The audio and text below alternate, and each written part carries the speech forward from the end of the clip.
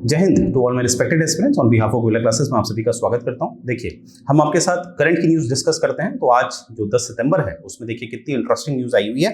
हालांकि ऑलरेडी पहले भी न्यूज़ में था, ऑलरेडी हम इससे रिलेटेड न्यूज़ बना चुके हैं, फिर भी आपको पता ही है करंट पे है तो हमें नया नया डेटा मिलता रहता है। तो यहाँ पर आप देख रहे होंगे कि supreme court to hear petition challenging sedition law on September 12, यानी कि सेप्टेम्बर 12 आज 10 है, यानी कि ट्यूसडे को सुप्रीम कोर्ट इसमें हियरिंग करने वाला है। क्यों? क्योंकि जैसा कि आप जानते हैं, चाहे वो आईपीसी है, चाहे वो सीआरपीसी है, चाहे एविडेंस एक्ट है, उसको परिवर्तन करने की बात की जा रही है। अगर परिवर्तन करने की बात की जा रही है तो आपको पता ही है आईपीसी की जो धारा 124 ए है, 124 ए है, उसको भी तो परिवर्तन करने की बात की जाएगी या उसको हटाने की बात की जाएगी, क्योंकि काफी समय से उसको हटाने की बात की जा रही थी, राइट। तो आइए देखते हैं क्या मुद्दा है, क्या है।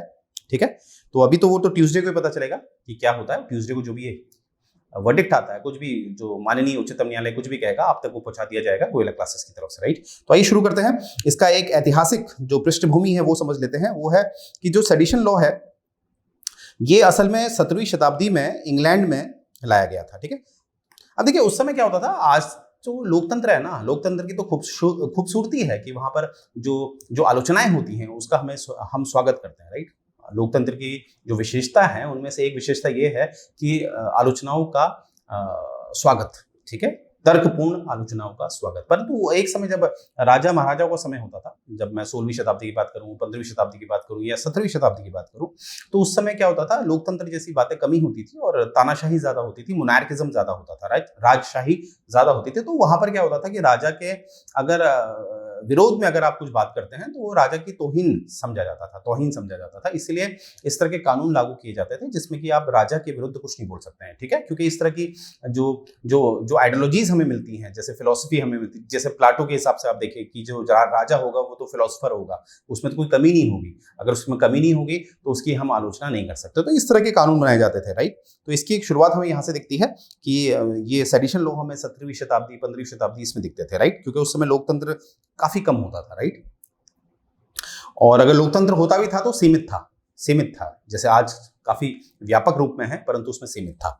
अब आगे देखेंगे असल में क्या है कि जो कानून है ये बनाया गया था 1837 में। ये आप पिक्चर देख सकते हैं, ये है आपके मैकॉले, थॉमस बेलिंगटन मैकॉले नाम है इनका पूरा। तो ये मैकॉले साहब हैं, थॉमस मैकॉले। ये एक ब्रिटिश हिस्टोरियन पॉलिटिशियन है। तो इन्होंने क्या किया था कि एक ड्राफ्टिंग करी थी 1837 में, ठीक है, उसमें इसको रखा गया था सेडिशन वाला जो आपको दिखता है। अब सेडिशन क्या होता है, डोंट वरी, हम उसको आगे देखने वाले हैं। तो इन्होंने रखा था, परंतु इसको जब आईपीसी की ड्राफ्टिंग की गई, ठीक है, तो उसमें हटा दिया गया इसे, ठीक है, जानबूझकर इसको हटा दिया गया। ये बात आपने याद रखनी है। आगे हम देखते हैं। अब जो सेक्शन 124 ए है इसको फिर 10 साल बाद जोड़ा गया। 1860 जब आईपीसी आता है, आपको बताइए 1860 में, तो वहां पर आपको सेडिशन से संबंधित कोई भी कानून नहीं दिखता है, परंतु वो 10 वर्ष बाद जोड़ा जाता है 1870। तभी हम उसे 124 ए कहते हैं, A for apple. A B C इस तरह का इस्तेमाल हम कब करते हैं, जब कुछ संशोधन से हम जोड़ते हैं। तो ये बात आपने याद रखनी है, 10 वर्ष बाद ये जोड़ा गया, ठीक है। और यहाँ पर ये जो ये अमेंडमेंट था ये किसके द्वारा दिया गया था, सर जेम्स स्टीफन द्वारा, ठीक है। तो 124 के लिए जो जिम्मेदार हैं, जो आज भी आपको दिखता है, उसमें लॉर्ड मैकॉले का नाम ना आए तो बेहतर है, ज्यादा नाम किसका आना चाहिए, सर जेम्स स्टीफन का, राइट। आगे देखते हैं। अब आज के हिसाब से हम सेडिशन को समझ लेते हैं वर्तमान में क्या है। तो आज के हिसाब से जो सेडिशन है वो एक अपराध है, क्राइम है। किस धारा के अंतर्गत, 124 क, यानी कि 124 ए सेक्शन के अंतर्गत ये क्या है, एक अपराध है। और ये धारा किससे जुड़ी हुई है, भारतीय दंड संहिता। फिलहाल तो मैं यही बोलूंगा, जब ये चेंज हो जाएगा तब हम नए नाम से बोलेंगे, और इंग्लिश में इसे कहते हैं इंडियन पीनल कोड। आगे देखते हैं कि ये इसमें परिभाषित किया गया। देखिए इसमें क्या है कि कोई भी व्यक्ति, एनी पर्सन, चाहे वो नागरिक है या गैर नागरिक है, अगर वो शब्दों से या तो बोलकर या लिखकर या किसी इशारे से कुछ भी ऐसा रिप्रेजेंटेशन करता है जो दिखता है, ये विजिबल रिप्रेजेंटेशन है, इसके अलावा कि वो क्या करता है कि कहीं ना कहीं अटेम्प्ट करता है कि टुवर्ड्स द गवर्नमेंट, यानी कि सरकार के विरुद्ध वो कुछ भी ऐसी बातें करता है जो सरकार की जो गरिमा है उस पर लालचन उठाती है, तो कहीं ना कहीं वो किस अपराध के अंतर्गत आएगा, वो आएगा सेडिशन के अंतर्गत आएगा। ये बात आपने याद रखनी है। अब आगे देखते हैं इसमें क्या है कि इसमें क्या प्रावधान है, सजा का क्या प्रावधान है। जब हम आईपीसी की बात करते हैं तो हम सजा के प्रावधान की बात करते हैं। तो यहाँ पर हम देखेंगे सबसे पहले तो ये नॉन बेलेबल ऑफेंस है, यानी कि अगर आप पे सेडिशन चार्ज लग जाता है तो आप जो बेल होती है वो इतनी आसानी से नहीं ले सकते, क्योंकि ये नॉन पेलेबल अपराध है। और इसमें हम देखेंगे कि इसमें जो आपको सजा हो सकती है वो 3 साल से लेके आपको उम्र कैद तक हो सकती है, और यहाँ पर साथ में आपको जो फाइन है वो भी आप पे लगाया जा सकता है, राइट। ये बात आपने याद रखनी है। और अगर आप पे अगर सेडिशन चार्ज लग जाता है तो आप किसी भी गवर्नमेंट जॉब्स के लिए एलिजिबल नहीं है, ये बात आपने याद रखनी है। आगे देखते हैं, जिन पे सेडिशन चार्ज चल रहा है, अब उनको अपनी जिंदगी कैसे रहनी पड़ेगी बिना पासपोर्ट के, यानी कि वो देश को नहीं छोड़ सकते हैं। इसका मतलब होता है उनका कभी भी पासपोर्ट नहीं बनाया जाएगा, राइट। और उनको जब भी उन्हें कोर्ट में बुलाया जाएगा तो उनको आना पड़ेगा। तो आप समझ सकते हैं जिस पे सेडिशन चार्ज लग जाता है उसकी जिंदगी कहीं ना कहीं बहुत ज्यादा एक पैथेटिक हो जाती है, बहुत दयनीय हो जाती है, राइट। आगे हम देखेंगे, अब इसमें देखते हैं राजद्रोह कानून में कुछ मुद्दे हैं, कुछ इश्यूज हैं, देखते हैं। सबसे पहले तो ये एक अवशेष है जो कॉलोनियल एरा था हमारा, क्योंकि ये तो वहां से आया है, मैंने अभी बताया ना 1870 में।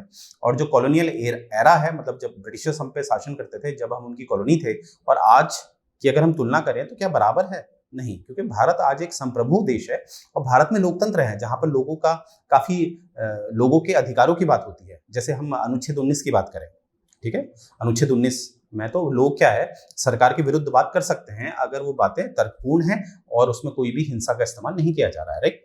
जैसे कि मैंने बताया था, लोकतंत्र में तो जो आलोचनाएं होती हैं उनका स्वागत किया जाता है।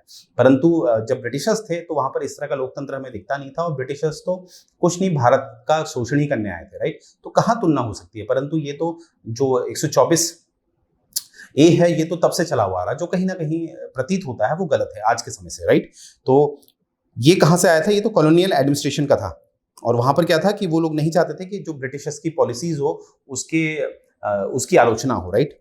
परंतु उस समय जो ब्रिटिशर्स की जितनी भी पॉलिसीज होती थी वो भारतीयों के शोषण के लिए होती थी। जैसा कि आप जानते हैं, दादा भाई नारोजी ने लिखी थी एक किताब, poverty and un British rule in India. उसी में एक अध्याय था जिस अध्याय का नाम था ड्रेन ऑफ वेल्थ। तो वहां से तो आपको पता ही चलता है कि ब्रिटिशर्स की पॉलिसीज कैसी थी, वो ड्रेन ऑफ वेल्थ कर रही थी भारत की। परंतु अभी तो ऐसा नहीं है, अब तो भारत का विकास है, राइट।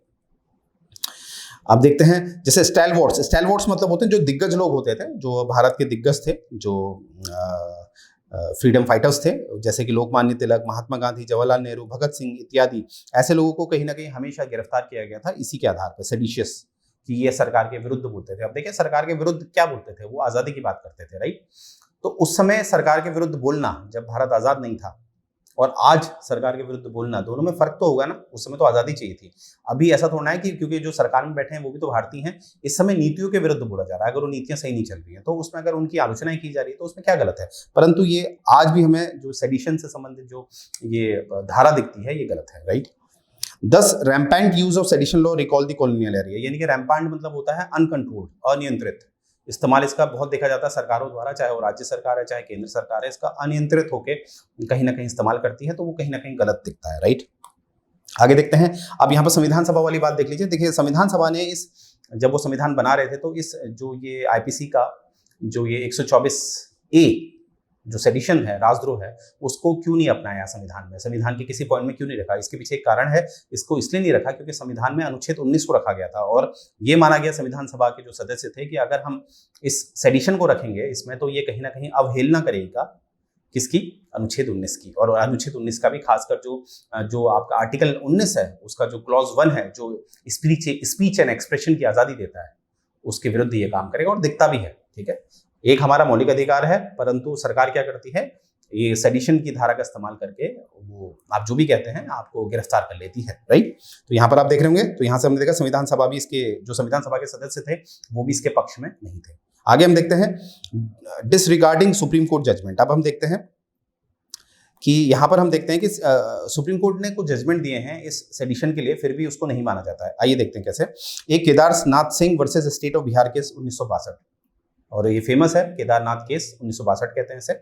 इसमें क्या हुआ था कि सुप्रीम कोर्ट ने साफ कहा था कि ये एक्ट का इस्तेमाल तभी किया जाएगा, एक्ट मतलब ये जो सेडिशन वाला लॉ है, इसका इस्तेमाल तभी किया जाएगा जब ये प्रूफ हो जाएगा कि भारत की अखंडता, भारत की संप्रभुता या समाज में तनाव फैलाने के उद्देश्य से कुछ बोला लिखा जा रहा है, तभी इसका इस्तेमाल करना है। यानी कि सुप्रीम कोर्ट, माननीय उच्चतम न्यायालय क्या कहना चाह रहा था? वो कहना चाह रहा था कि पहले आपने अच्छी तरह प्रूफ इंस्पेक्शन कर लेना है, जब आपको प्रूफ मिल जाएंगे तब आपने इसका इस्तेमाल करना है, ठीक है। ये बात बोली थी किसने? केदारनाथ केस में हमारी जो ऑनरेबल सुप्रीम कोर्ट है उसने बोला था, राइट। तो यहां पर हम देखेंगे फिर भी हमें क्या दिखता है, 10 invoking sedition charges again academies. अब देखा क्या जा रहा है, जो हमारे एकेडमी वाले हैं, जो लॉयर्स हैं, जो सोशियो पॉलिटिकल एक्टिविस्ट हैं, जो स्टूडेंट हैं, उनके अगेंस्ट ये ऑर्डर पास कर दिया जाता है सरकार द्वारा। तो यहाँ पर सुप्रीम कोर्ट ने कहा कि आप देखिए तो सही, आप ऑर्डर किसके विरुद्ध पास कर रहे हैं। जैसे एक नाम मैं भूल रहा हूँ, एक स्टूडेंट थी, जैसे जो ठाकरे साहब की जब मृत्यु होती है तो पूरे मुंबई को बंद कर दिया जाता है। तो जब मुंबई को बंद करता है तो वो अपने ट्विटर या आई गेस कोई भी प्लेटफॉर्म था उसमें कुछ लिखती हैं, तो उनको सेडिशन के चार्ज में उनको गिरफ्तार कर लिया जाता है। और वो मात्र एक medical student, I guess medical student थी, और उनको सेडिशन का चार्ज लग जाता है। अब आप देखिए सेडिशन का चार्ज लगते ही आप देख रहे हैं कैसा होता है कि उनको सरकारी नौकरी नहीं मिल सकती इस तरह से वगैरह वगैरह। तो ये गलत है, राइट। अब रीसेंट डेवलपमेंट देखते हैं। फरवरी 2021 में सुप्रीम कोर्ट ने जो पॉलिटिकल लीडर्स थे और 6 सीनियर जर्नलिस्ट थे उनको अरेस्ट कर दिया गया था सेडिशन के चार्ज में, परंतु जो सुप्रीम कोर्ट है उसने इनको रिहा किया, राइट। और यहीं पर हम देखेंगे जून 2021 में ही सुप्रीम कोर्ट ने protecting 2 Telugu language news channel, Telugu language के 2 न्यूज़ चैनल थे, उन्होंने क्या किया था, जो तेलुगु की सरकार थी वहाँ पर कुछ मतलब आंध्र प्रदेश की सरकार थी उसके विरुद्ध कुछ बोल दिया था, जो एक बिल्कुल प्रमाण सहित था, एविडेंसेस बेसिस था, परंतु फिर भी क्या था, आंध्र प्रदेश सरकार ने उनको न्यूज़ चैनल को कहीं ना कहीं सीज कर दिया था। तो वहीं पर जब न्यूज़ चैनल वाले कहाँ गए, सुप्रीम कोर्ट गए, ऑनरेबल सुप्रीम कोर्ट के पास गए, तो उन्होंने जब देखा तो कहीं ना कहीं बचाया, राइट। किसको बचाया? जो आम नागरिक हैं, यानी कि अभी हम न्यूज़ चैनल वाले को क्या रख रहे हैं, जनता की आवाज़। तो इस तरह से आप देख रहे हैं कि सुप्रीम कोर्ट इसमें कहीं ना कहीं एक्टिव रहती है, राइट। तो देखिए यहाँ से हमने देखा कि आप देखते हैं जो कमिंग ट्यूसडे को जो माननीय उच्चतम न्यायालय है वो क्या इसका निर्णय देती है, तब भी एक वीडियो लाया जाएगा गोयला क्लासेस की तरफ से, राइट। तब हम देखते हैं इसमें आगे क्या होता है। तो मुझे उम्मीद है जो भी आपको बताया गया उसमें आपको समझ में आया होगा, और अगर आपको पसंद आता है हमारा प्रयास तो आप हमें कमेंट जरूर करिए, ठीक है, क्योंकि वो हमें प्रोत्साहित करता है, राइट। तो यहीं से ये जो करंट का लेक्चर है इसे मैं एंड करने जा रहा हूँ। जय हिंद।